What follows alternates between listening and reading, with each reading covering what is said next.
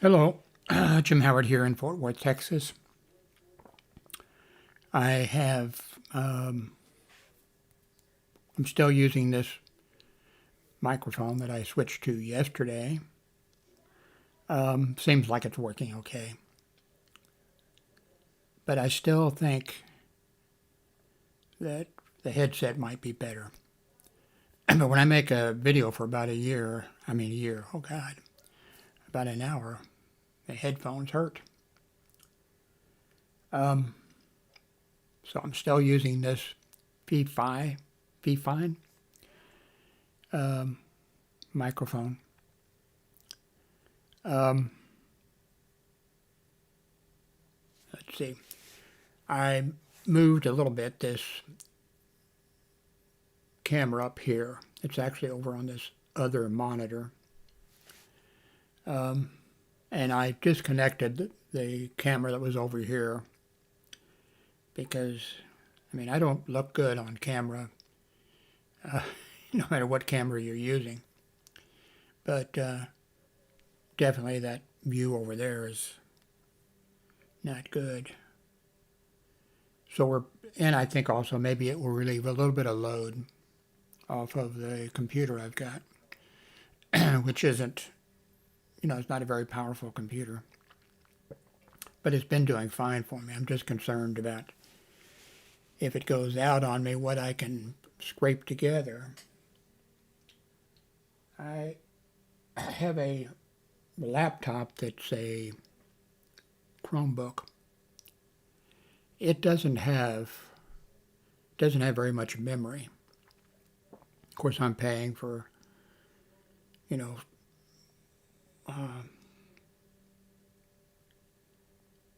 storage space from Google, whatever they call theirs, and whatever the rest of them call theirs. But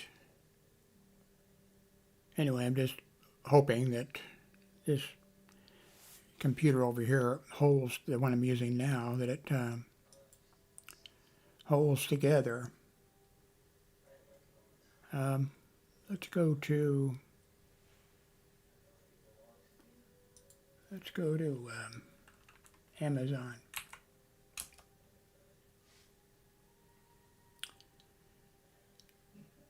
And go to gift list. I've put a couple things on my gift list here. If I've been a good boy, maybe somebody will buy them for me. I have several flash drives. I have a whole bunch of flash drives. Let's see. I've got a whole bunch. But it's been a while. Of course, I could just format them. But I want to get a couple more flash drives. And for storage. And then also so I can put some of the utilities on there that can help me in case I do have a problem, with the computer. I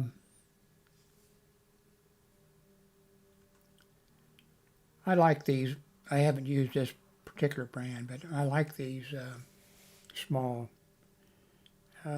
computers. I'd like to have a $1,000 PC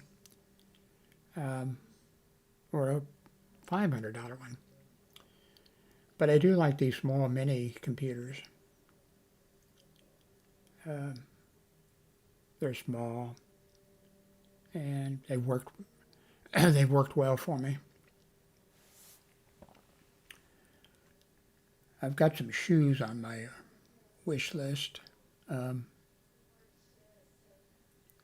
reduced the size. I think I had size 13 on there. I reduced it to 12 because I think I ordered a size 11 for my feet, and my legs are swollen. Oh, you can't see that. Maybe I could go over here. My legs are swollen, and my feet are swollen. But by hook and crook, the size 11 I could get my feet into, but it was difficult. And I'm also afraid of the wear and tear on my swollen feet. You know, I don't want to get a blister and end up with another infection that I'm in the hospital for 7 days for. That was just a little scratch on back of my leg. I scratched my leg on the bed thing that goes underneath the mattress, bed frame. I also have this on my wish list, which is kind of sad because not this particular model, but when I was doing Amazon reviews, and I did, I think probably about 1,000 items I reviewed until they kicked me off. And I got several, altogether, I'm guessing, I probably got about 10 or 12 tactical lights. And I gave almost everything that I got away. I was a river unto my people. But I think I gave all those away except I think maybe 3 or 4. I think 3. And then it got down that the 2 maintenance men that work here in the apartment complex, you know, they work on stuff, and I found out they didn't have one. So I gave each of them one, and then I thought I was down to having one for myself, and then my son thinks he needs it, so I gave it to him, my grown son.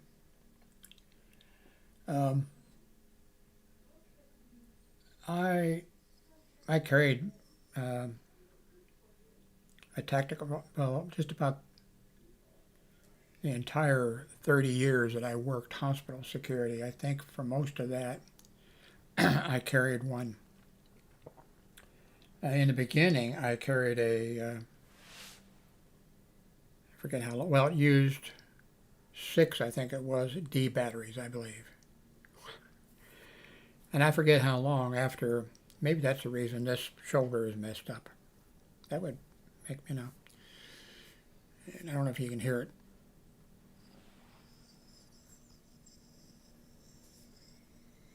Okay, it's not showing up on the thing. Ouch. Naproxen time.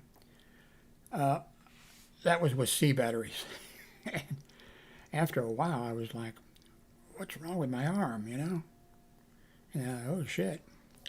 So I bought which was much better, one that used not D batteries, but C batteries. And that was better. And also, I never had to hit anybody with it. I came close once or twice, I can't really once, that I was getting ready to use it on a couple of guys. But anyway, the C battery was much better. But what I found was there were several times when, and I'm working not as well. I worked as a reserve police officer too, 1 day a week, but that was a small town and it was quiet. I had more stuff going on working 1 day hospital security than I did working, I don't know, 7 or 8 or 9 years as a reserve officer for Raymore, Missouri. But what I found was that when I was making my patrols, working hospital security, or it might have been one of my part-time jobs, because I worked hospital security for quite a few years, full-time, and then 2 days a week I worked contract security. But several times when I was, and a lot of those were midnight shifts. There was quite a few times when I'd, be patrolling, and I'd pull up and there'd be an area, a door that was around a corner behind a tree or something or other, and I'd get out of the car, patrol car, several times and go over, and there'd be somebody there who shouldn't be there. And I had a gun, and I didn't have a nightstick because I was depending on the flashlight. And I go around the corner, and there's, So what I did is I went to, I kept,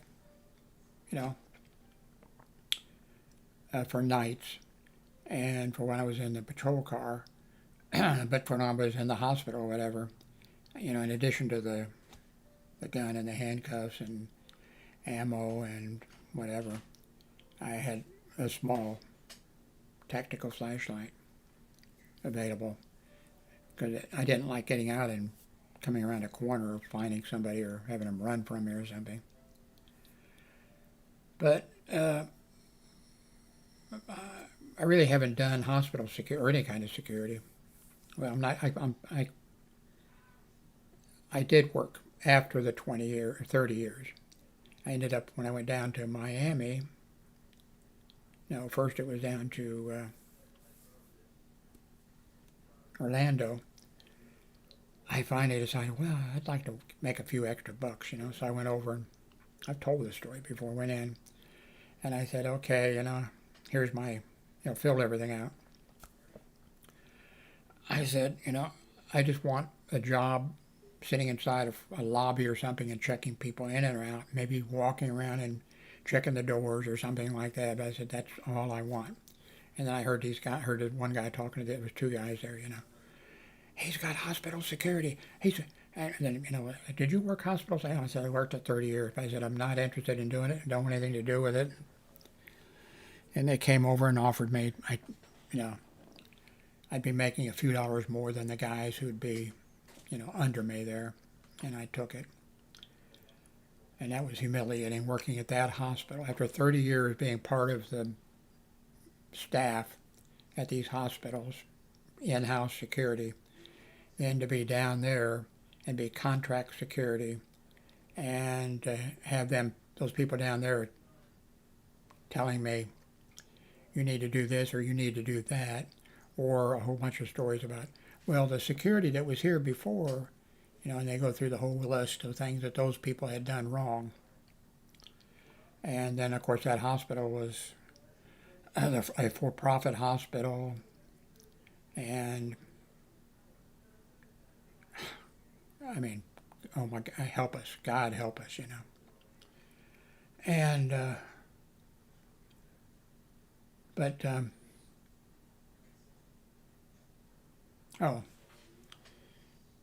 so, which made me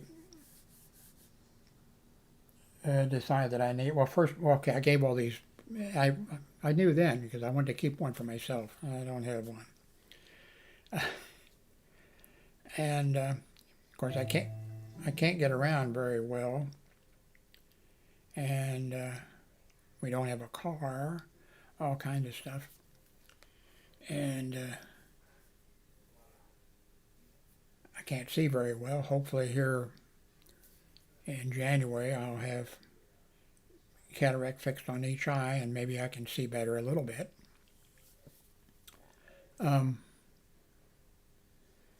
But what I've noticed recently when I've gotten out, and I try not to get out late at night, this is not the best neighborhood.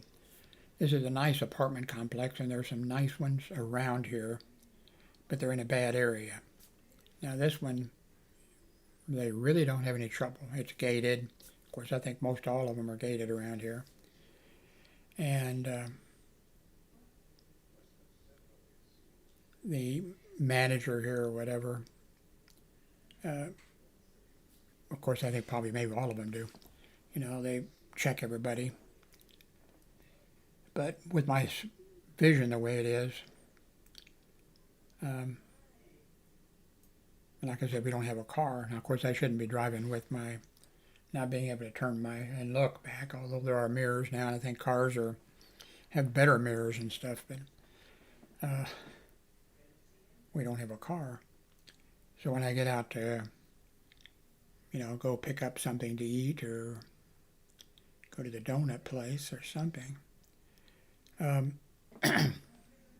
always, of course, even if I go because of I've collapsed before. Back about 13 years ago, at like 8 p.m. at night, I walked from here about two and a half blocks to Walgreens pharmacy and a place that sells other stuff, And when I was walking across the parking lot, I felt like, wow, I feel like when I was 10 years old and running around all day long playing guns and riding my bicycle and doing all this stuff. I thought, wow. And my son had bought a big thing of fancy, one for him and one for me, vitamins. And I'd been taking those. So as I was walking across the parking lot, I thought, maybe those vitamins, that my son got for me, maybe they're really working. Went on in, and then I felt weird. And then I collapsed, passed out, and ended up,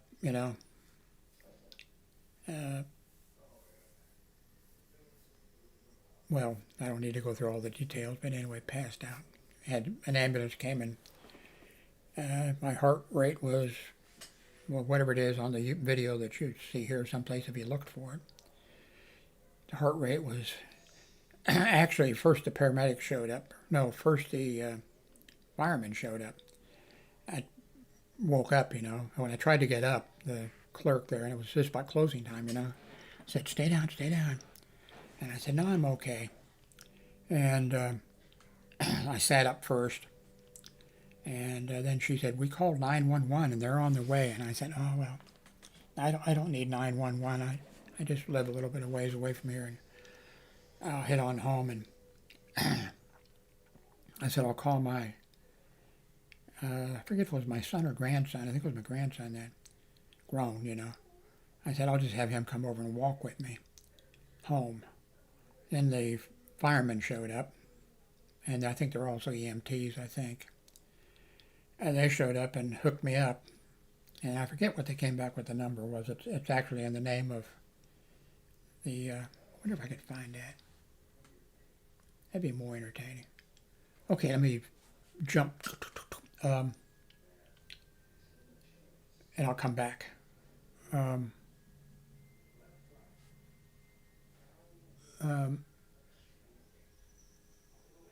was I going to say?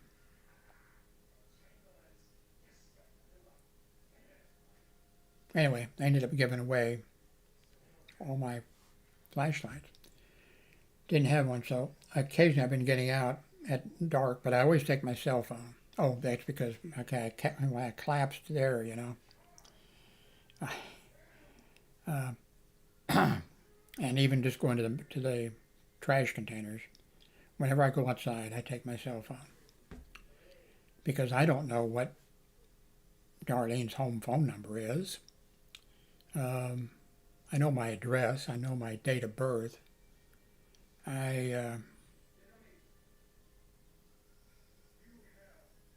If I had my billfold with me, I would have my name of my insurance company. Anyway, I don't know phone numbers, They're on my cell phone. And, but anyway, I've been going out to, or maybe go after dark, go down to the mailbox here that's inside the apartment complex. I always take my cell phone. But what I've noticed here is, especially since I'm having a lot more trouble seeing, and the cars here in the parking lot, they're not expecting somebody to be walking in dark, and so what I've started doing is turning my cell phone on, turning it on and have it in my hand So at least, hopefully, they're going to see that. And then I've been thinking, and if somebody doesn't buy this for me, then I'm going to buy it for myself, which is usually what happens. And this is one of these that's super, super bright. I'm not going to shine it in anybody's car. I'm not an idiot.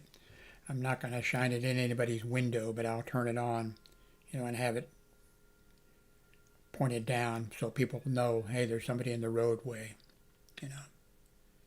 So,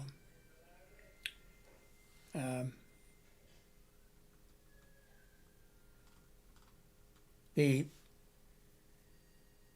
long Kel light or whatever that I had, and the hospitals that I worked at, I had to buy my own, except the second hospital that I worked at, the director of security, and I've talked about him. He drove me crazy, and on the other hand, but I bought my own, and those were rechargeable at that point, rechargeable flashlights. And I was carrying one, and the director of security said, Mr. Ross said, let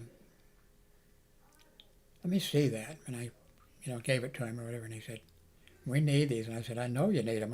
I bought one on my own because, and he said, I'll make out a work order and go over to Law Enforcement Equipment Company and pick us up 6 of them and a couple of chargers and whatever. And so I went over, brought them back. Anyway,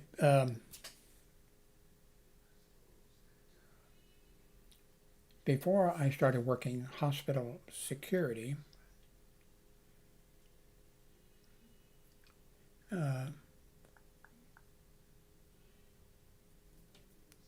see, where was I working? Oh, okay. Okay. When I stopped with the welding, working as a welder, boilermaker, all that type of stuff. And I was married, got married during the time I was working at Dart Truck Company.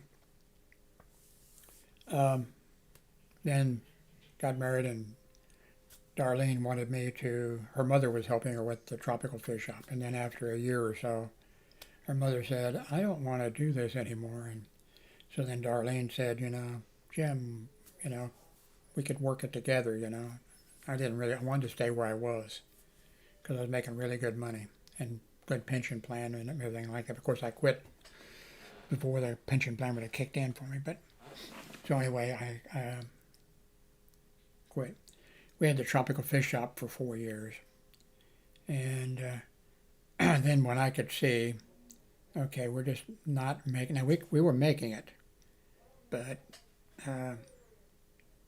we had enough to pay taxes, we had enough to feed ourselves, we had enough to be able to restock, although I talked about this. Back then, a lot of people didn't have air conditioning. A lot did, but a lot didn't. And the sales of tropical fish and other stuff for us during the summertime, went down. And then it'd come back. Of course, every year we kind of wondered, is it going to come back? Who have we pissed off or something? And, but anyway, so I told Darlene, okay, well, and I was keeping track of the books. Well, I was doing all the work, but the bookkeeping I did. I mean, she priced everything, all that kind of stuff, but I kept track. And I told her, I forget what the number was. If our business doesn't increase by such and such a percent, then let's just sell the business. And she said, okay. And the business, I could tell before, long before it got there, that, yeah, we're not going to make it to that. So what I started doing was thinking, okay, what am I going to do? I really didn't want to go back to welding at that time because, well, my hearing was, I never should have been welding because my hearing for me went bad in kindergarten and it got worse. And then working as a boilermaker and a welder or whatever, the Boilermakers Union actually did a whole bunch of research, used their money to do research or give to doctors to do research, and the union became sort of famous for coming up with the fact that, noise, what noise does to your hearing. And Boilermakers and welders or whatever make a lot of noise. So I didn't really go, I thought, okay, I'm away from, that wasn't as bad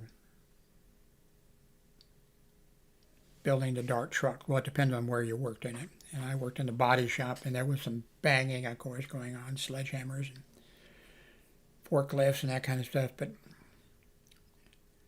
so anyway, there were a bunch of magazines out there, and I'm not sure they're around it. Well, they're probably not because of the internet.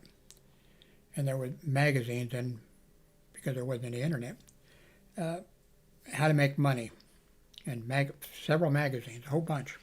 And I flipped through them, and they had a thing. You get a catalog, and you sell printing. Well, first, okay, no, that's what it was. Okay, so I signed up for it. That was neat. I've talked about this before, but I'll mention it. I won't go into detail, but it's pretty neat. They send you a big old catalog, and it had samples of all their printing that they did, business cards, and they showed all the different colors and script and all that kind of, and then envelopes and the whole thing, So, and also in the beginning of my life and through my life, through high school and whatever, I didn't think I could sell anything. And I found out that I could when I had to do it. Anyway, so I was selling advertising, but I went to small businesses out in an area, where we had our tropical fish shop and knew a lot of people. But I went to the businesses, of course, and would, show them the stuff, and they would buy. And I won't go into details about that, but it's interesting, that. Oh, and this company that they must not have had very many people who were, I take that back, I'm sure they did. I would get in the mail every day 7, 8, 10, 15 letters from the company with a check for, I don't know, $6 or $8 or something like, not very much money, because selling somebody I don't have it, but it was 100, more than 100, I think, business cards. Sometimes people buy stationery. But yeah, it wasn't very much money, but then, it adds up. Not a lot, but it added up. But when I was calling on these businesses, well, one was, this is jumping away from the subject again, but I'll come back to it, I think. When I would sell these people, the customers, when they would buy business cards or whatever, I would come by when I knew it was time for them to get their delivery.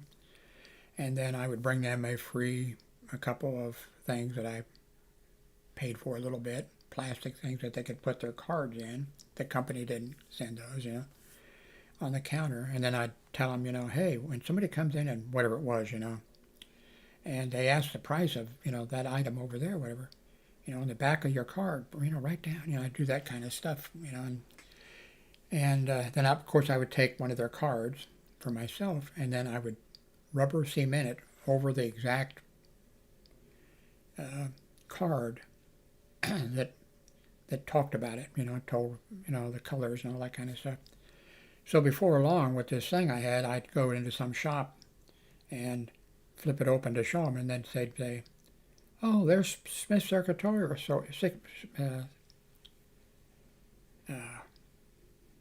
whatchamacallit, ladies, she was also the Chamber of Commerce for South Kansas City. And so they would recognize these, that made them more inclined. But it really didn't work because I did not have the courage to call on, if there would have been an IBM or Ford Motor plant or something. I didn't have the courage to go in there because I knew too I'd go in and be a guy in a suit and a tie with a secretary, and then too I knew too he'd say, "Oh, okay, well we'll take what's the difference in the price between 10,000 and 20,000 or something?" I knew the difference between a dozen or 100 and 200. Well, they don't. I don't think they got a discount. But so I was going on these businesses, small businesses, and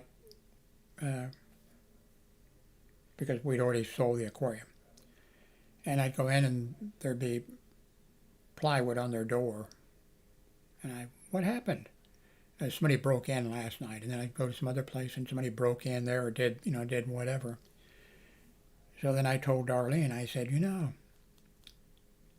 I think that we need to be in the security business. And at that time, by the way, there was Burns, Pinkerton, Wells Fargo, and maybe a couple others. That was it.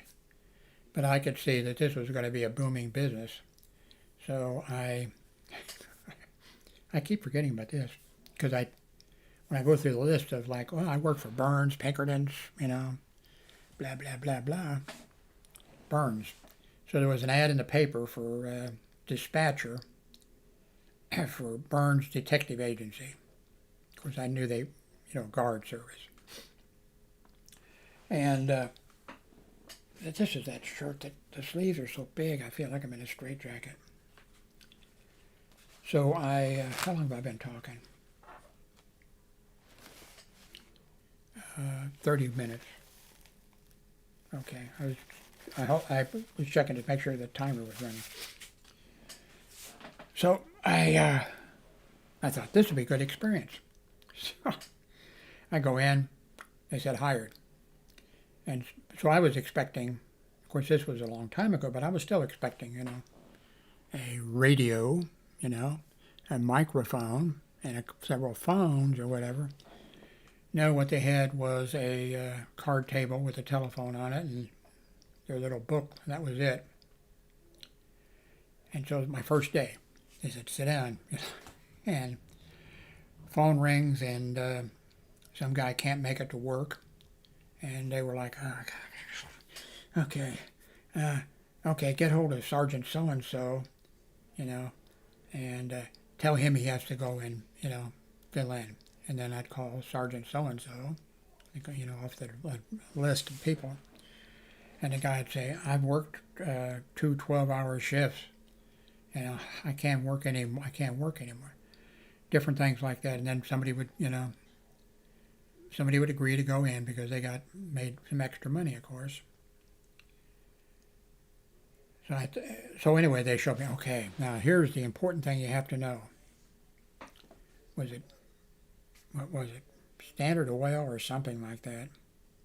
United States Steel, that was it. I hope I don't give away a top secret now. Okay, this is our, we have the contract with United States Steel. And whenever if their corporate jet lands any place, if it lands here, one of our Kansas City airports or whatever, we need to dispatch our team of crack. I don't think they said, they knew better to say crack. They knew that'd probably fall down. I hadn't even been there an entire day. And we have to send our officers, I was like, oh God. I don't think United States Steel is going to be too impressed. So somebody called in. I hadn't been issued a uniform because, I was going to be dispatcher, And somebody calls in from a shopping mall in Kansas City, Kansas. I was in Kansas City. They were in Kansas City, Missouri, and I was in Kansas City, Missouri. I knew Kansas City, Missouri, and Kansas City, Kansas. Or if you're wondering, when you're on state line or something, if you step over the road, So anyway, but I knew where it was. I'd heard of them all, but I didn't know where it was. The guy calls in drunk, says he can't make it, and they're begging him to go. No, they took the phone. No, go on in. I got. Okay, we'll get somebody. So then they said, okay, Jim, any come with me. Okay, open up a closet. Here's the uniforms. I get on a uniform and, you'll go over there. And I said, I hired in here to be a dispatcher. No, we need somebody over at whatever the mall was. They brought I'm talking about, the shirts were down to here, the pants you'd have to roll. I mean, it was hilarious. And I said, I know, you can take this job and shove it. So I only worked there one day. But I always think of, I worked for Burns, Pinkerton, Wells Fargo, and go through the entire rest of the list. So I worked for a few more of those, and then I hired in for a company that had some patrol cars, because they put guards, when I hired in, they sent me to Kansas City Art Institute, to the gallery, to protect the gallery. Now, we're not talking about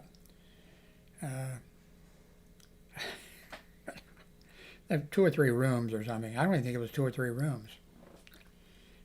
To watch these things that have been made by their students or something, I think. And I thought, God help me. And then I got a call to report to Overland Park, Kansas, to the guard company place out there. And I went out there and they said, okay, you're going to be patrolling Overland Park and then also Olathe, Missouri. 2 towns. And I was the only one. I was the only one, and Overland Park is a pretty damn big. On Metcalf Avenue, they had every car dealer there was. Except one. We didn't patrol one of those. There was one that didn't take our service. And you could set your watch by me because they had me, okay, well, you have to be at this nursing home at such and such a time when the nurses come in. Then you have to be back there 8 hours later when these nurses go off duty. And then it was set. There was no way I could be systematically unsystematic. You could set your clock by. That's not good, But finally, they were doing some stuff that was unethical. Let's say it's unethical. Then they had a guy that was not a sergeant. I mean, he wouldn't want to just be he could. So he was a lieutenant or a captain or something. He was an asshole, young and an asshole. And he told me, well, go follow this other, and I said, follow him every place that he shines his light. Write it down, and then we'll go take his business away from them and whatever. And I said, well, I'm busy. I got all these, which I did. I mean, I was doing the best job I could. And so he said, no, I want you to do that. That's what you're to do. So I went out and I didn't do it. So he said, next day when he sees me or whatever, you didn't do it. And I said, I need to take care of the customers. And he said, you need to do what I tell you to do. I'm the lieutenant or the captain or whatever he was. And I said, I need to take care of the customers. And so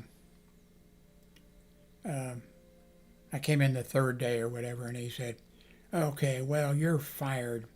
And I knew when he did that, I'd been around long enough that I knew he's going to demand that I get, because the way it works differently in different areas. The way it worked there, you could work for more, because I did work for more than one security company at the same time. But you had an ID card for that company showing that you, and of course when the police ran you, it would, I'm not sure what it would pop, I'm sure it would pop up, but it'd be kind of, because I'd never worked, I think I did work, I never got stopped by the police, but when the police would stop you, you were in the computer, police computer would come back, James J. Howard III, date of birth, blah, blah, blah, commission for firearm with, and then you give the name of the security company, if you were, not everybody was qualified to carry firearm. But, so, anyway, I knew what this guy was going to do at this watchman service company. And I was ready for him. I was ready for him on every thing, And he said, you have to turn in your card. And I said, no, I don't. I said, I have to turn it in to the Private Officers Commissioning Unit, but I don't have to give it to you. And he says, you do too. And I said, no, I don't. And so then he called the Private Officers Commission Unit, and he's talking to, and I knew the sergeant because I'd already been licensed by them for like 7 or 8 different companies. I didn't work very long for them. I didn't actually quit the others. Something would come up. Like one time I was working for the company, and they put me and another guy at a home for, can I say retarded? Is that, I don't think I'm supposed to, but retarded children. And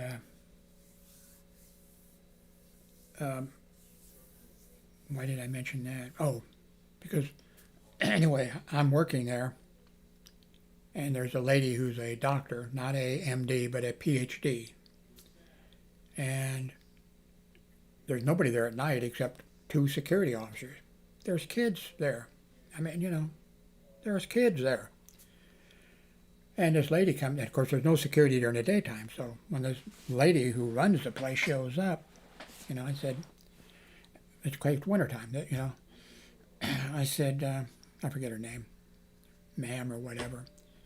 One of the kids broke a window out up there by his or her bed, I forget what it was, the window. I said, I found some cardboard and duct tape or whatever, and I put it up there, but they don't need to be taken care of. And she says, well, if they do it again, just leave it like it is, and they'll learn not to break a window or whatever. And then something else came up. I forget what that was.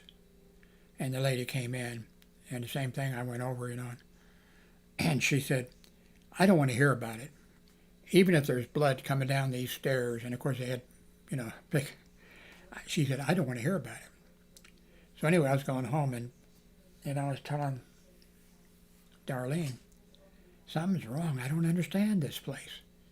Such and such happened, such and such happened. The lady, they don't have security around the clock. They do have security at night, but there's nobody else there. And I said, something's wrong. I don't understand what's going on. And then the company called and said, okay, well, that company's, we don't have anything for you right now, but we'll get something for you in a day or two. Don't go there tonight. They're not paying us. They haven't been paying us. And so then on the news, and I think it was that night or the next night, it was on the local news that such and such, whatever the name of the place was being shut down. That there were, and I forget how they put it, improper things that were, things weren't happening that were supposed to happen, not being properly supervised or whatever. And and they said in this thing, they had, I'm not sure if they used the word retarded. Forgive me. I'm not being,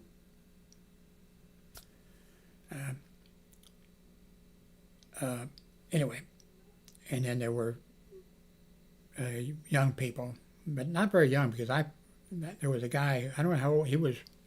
He worked out, he did isometric there. He was pushing on the wall with his hand or whatever, which I had found out was, you build up muscles by pushing against something or whatever. And he was kind of scary, because a few times, and there's one I was carrying a small flashlight in case lights went out or whatever. Like one time I took the kids out at night, and one of them wanted to hold my flashlight, and he's waving it in the air, and a police helicopter goes over, and I thought, God, don't do that. Give me my flashlight back. But anyway, they said on the news that one of the things that was improper, this is, home for retarded kids and a home for people with mental, children or young people with. And then I told Darlene, okay, that's it. They shouldn't mix these people together. And so, I was going to go back to, for some reason. Oh, yeah, I was going to go back to my story. You're going to hear another story. So, anyway, Darlene and I started this security patrol service. And it would have been a good money, because in the phone books, there was Burns, Pinkerton, Wells Fargo, Wackenhut maybe, and that was about it. And I told Darlene, this is a business to be in. And I was signing people up. I was actually signing people up. I ran some ads in the weekly paper in that area, but nobody ever called. Well, one guy called, but that's an entirely new story. And he wasn't a customer. But anyway, so we had this patrol service, and I signed up Ruskin Apartments. If you've heard of the name, maybe you haven't. If that rings a bell with it will in the greater Kansas City area. A tornado hit there, not when I had the patrol service, but when I was in high school, I think, or maybe grade school. It hit in that area, and those people, many years, well, in fact, when I had this patrol service, if it would get cloudy, people would come out of their houses and the shopping centers and be looking up at the sky. That's how bad it was for them. Anyway, one of the places I signed up was Ruskin Apartments. And I did my patrolling at night, except, okay, you can call if something comes up, whatever. And so the company it's like daytime, company calls, or Ruskin Apartments calls. Okay, well, we hired this guy and his as a maintenance guy, and I don't think I got all the information at once, just a little bit of information. But he's drunk, he's out at the swimming pool, and got a guy with him that's drunk. And I said, okay, I'll head over that way. So it wasn't very far, I got in a car, and I thought, no, I got a bad feeling. And so I called back on the CB radio to Darlene and told her, go ahead and call Kansas City PD and give them the information, have them meet me there. So anyway, I showed up. The swimming pool was there, and the apartments were around it. So everybody, and I could see, these guys ran everybody off, all the other people, and they were up. I could see them looking out the window or pulling the drapes back and looking down, And these guys were both drunk. And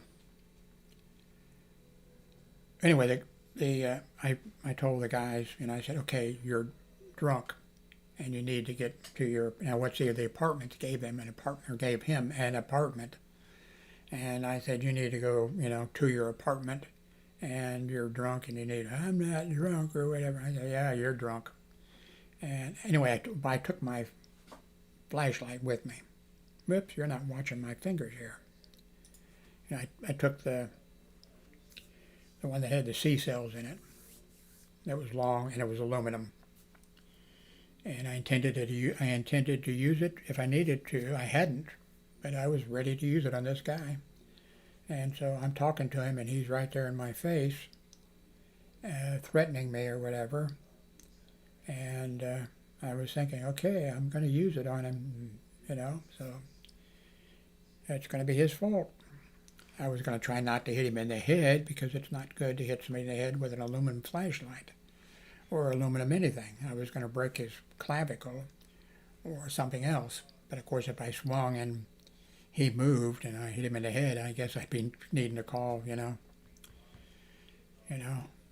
didn't have 911 then, I don't think, but calling somebody. Anyway, his buddy was just standing there, behind him, and he's kind of stuff. And anyway, I said, you're drunk, you need to get into your apartment, and you need to stay there. And he says, I'm not drunk, and he's, doing this. I said, okay, I'm thinking this is bad news for him, and maybe for me, And then I heard a voice. You're drunk, I can smell it all the way over here. And I looked around, and then when the police officer, I guess, said it, anyway, then I saw a Kansas City, Missouri police officer coming. And I thought, well, I'm going to have help. Well, it turns out I didn't need help, because then this his buddy saw this Kansas City, Missouri police officer. And now, by the way, I wasn't in uniform because, I wasn't working my midnight shift. I had, I was armed and I had the flashlight and I had my ID on or whatever, but I wasn't in, And so then this guy's buddy grabs him. Let's say Bill. Now come on, Bill. We don't want any trouble. And then they, police officer showed up, and I said, glad you showed up. He said, oh, glad I could help. And I said, oh yeah, you helped. So anyway,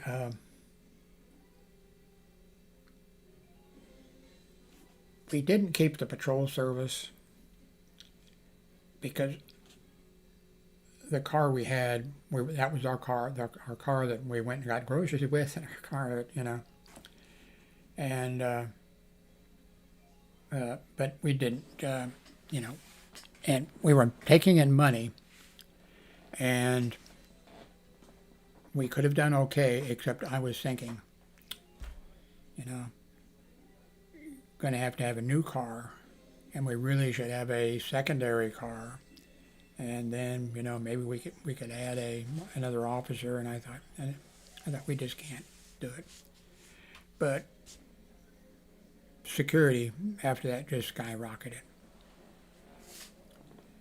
and so could have got, well, we couldn't have competed with Burns, Pinkerton, Wells Fargo. Burns and Pinkerton had been around since the old West days. There wasn't any. I don't think in the beginning there weren't any marshals or sheriffs, or maybe there were, but not. It was Burns and Pinkerton. Pinkerton had the railroads, I think, the contract for all the railroads, and Burns had the contract for just about every bank. But I guess that's more than. But I could, on that home for those kids, the people that worked there, they seemed nice. Of course, I didn't see much of them, but other than that lady, somebody should have. But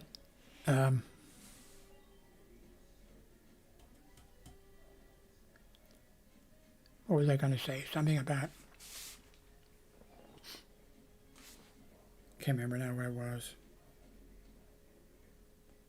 Anyway, oh no, yeah, that's what I was going to mention, but I'm not going to mention it. Well, I'm going to mention a little tiny bit.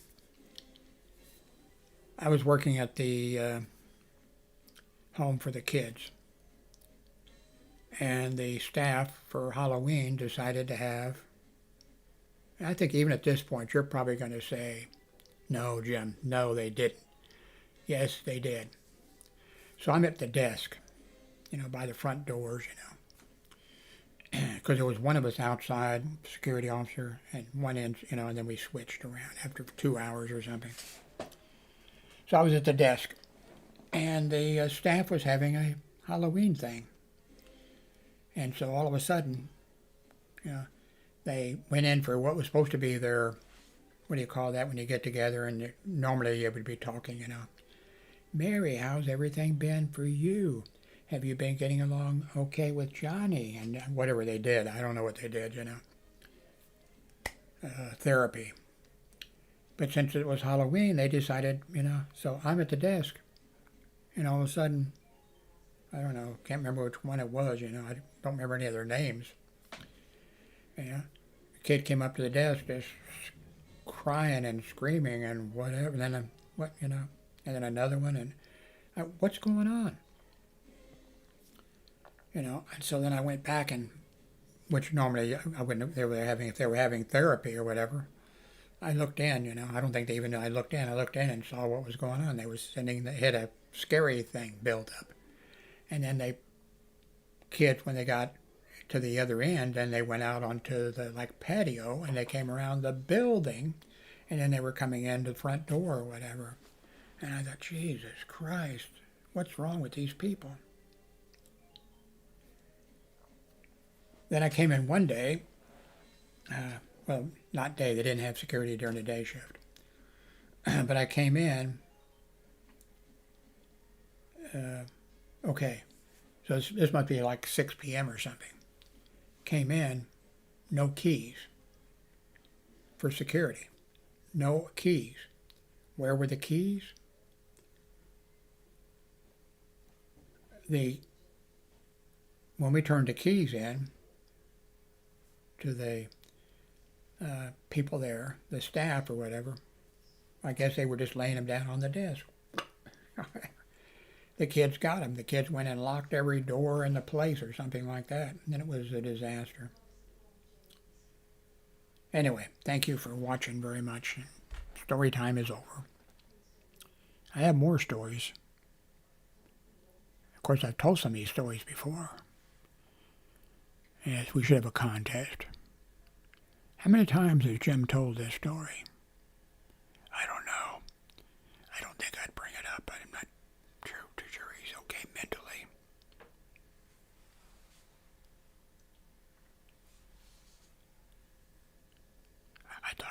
I thought I hurt somebody. Anyway, thanks for watching.